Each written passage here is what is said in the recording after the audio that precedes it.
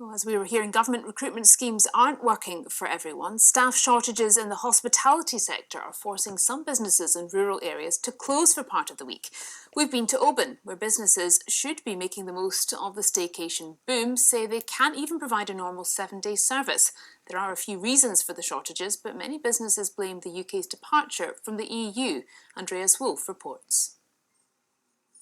The Oban Chocolate Company is known well beyond the town's boundaries, but they are really struggling to find enough staff, which now has quite a drastic effect on the business. Brexit has meant that there's generally a smaller pool of staff available to work, and there's a real lack of people wanting to actually come into the hospitality industry at the moment, we feel.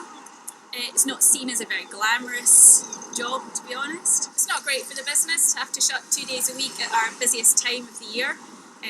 We'll probably really feel that when it comes to winter.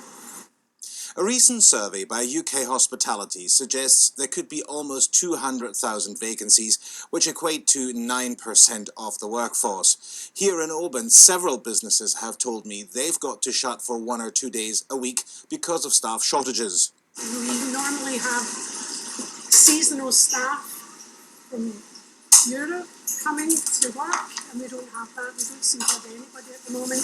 We've still got staff, but we have to close on a Sunday now because we don't have enough staff. The pandemic is also adding to the challenges faced by the industry.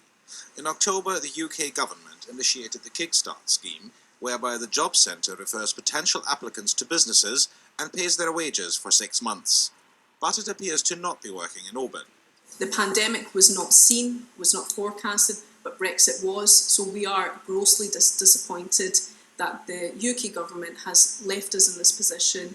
Where is the Kickstart scheme? I would now question why are our applications not coming forward, as well as our labouring owners and proprietors.